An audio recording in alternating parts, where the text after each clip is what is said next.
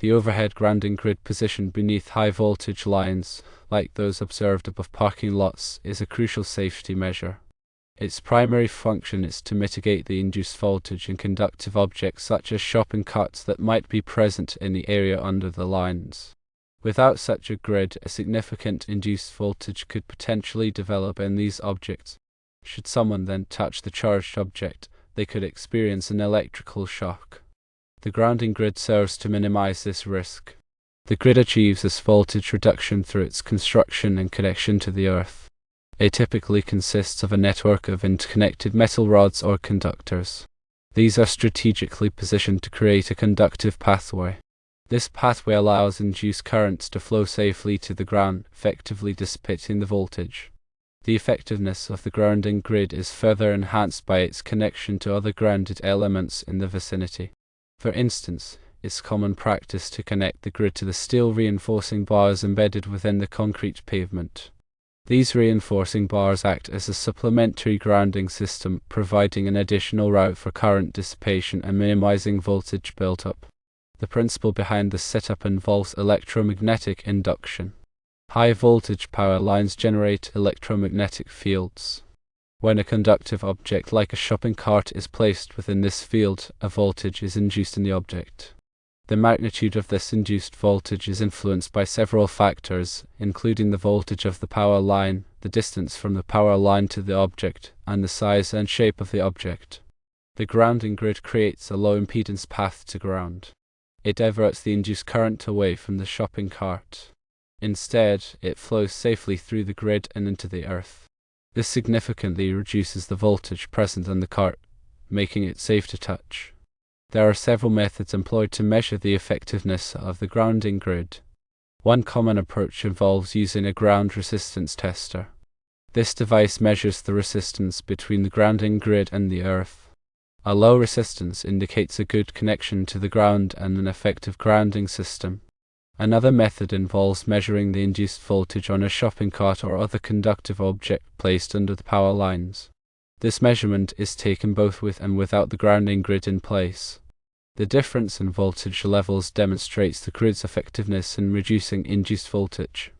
Maintenance of the grounding grid is crucial to ensure its continued effectiveness. Regular inspections should be conducted to identify any signs of damage or corrosion. Damaged or corroded components should be promptly replaced. The connections between the grid and the ground, as well as the connections to the reinforcing bars in the concrete, should be checked regularly to ensure they are tight and secure. Furthermore, the area around the grounding grid should be kept clear of any obstructions. Objects such as vegetation or debris can interfere with the grid's performance. It can also create a potential fire hazard. The design and installation of grounding grids must comply with relevant electrical codes and standards. These codes provide specific requirements for grounding systems. These requirements ensure that the systems are safe and effective. In the United States, the National Electrical Code, or NEC, provides comprehensive guidelines for grounding and bonding. These guidelines address various aspects of grounding system design and installation, including conductor sizing, grounding electrode requirements, and bonding techniques. Specific NEC tables, such as 250.122, dictate the minimum size of grounding conductors based on the size of the overcurrent protective device in the circuit. Similarly, NEC section 250.52 outlines acceptable grounding electrodes, which include metal underground water pipes, metal frames of buildings, and concrete encased electrodes. These grounding electrodes must meet specific requirements to ensure effective grounding. For example, a metal underground water pipe used as a grounding electrode must have at least 10 feet of direct contact with the earth. Concrete encased electrodes, also known as UFA-grounds, must consist of at least 20 feet of bare copper conductor encased within the concrete foundation or footing. Moreover, NEC section 250.166 provides requirements for grounding electrode conductors, which connect the grounding electrode to the electrical system. These conductors must be sized appropriately to handle the expected fault current. The NEC also addresses bonding requirements. Bonding ensures that all metallic parts of the electrical system are electrically connected. This creates a low impedance path for fault current to flow back to the source. Proper bonding minimizes voltage differences between metallic parts. This reduces the risk of electric shock. NEC Section 250.92 specifies bonding requirements for services. Services include the service equipment enclosure, metallic conduit, and grounding electrode conductor. Similarly, NEC Section 250.96 outlines bonding requirements for other enclosures and raceways.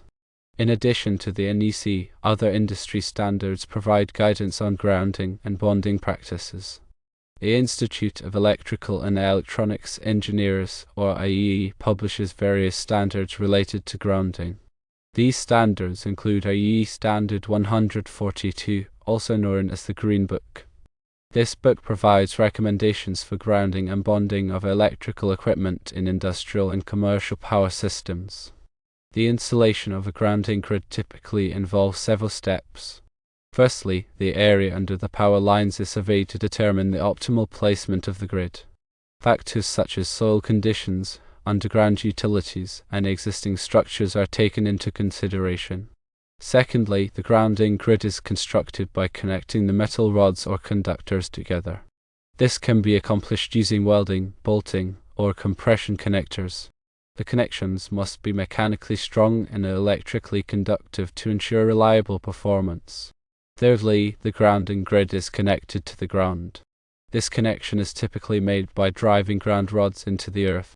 The number and depth of ground rods required depend on the soil resistivity and the desired grounding resistance. Finally, the grounding grid is connected to the steel reinforcing bars in the concrete pavement, if applicable.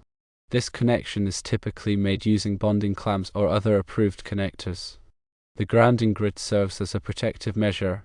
It is essential to exercise caution around high-voltage power lines. Always maintain a safe distance from power lines and avoid contact with any conductive objects that may be in close proximity to the lines. Never attempt to climb utility poles or tamper with electrical equipment. If you observe any downed power lines or other electrical hazards, report them to the utility company or local authorities immediately. Electrical safety is a shared responsibility. By understanding the principles of grounding and bonding, and by following safe practices, we can help protect ourselves and others from electrical hazards. The overhead grounding grid represents a practical engineering solution to a potential electrical safety hazard. Its implementation demonstrates a proactive approach to protecting people from the dangers associated with high-voltage power lines. By reducing the risk of electrical shock, the grounding grid contributes to a safer environment for everyone.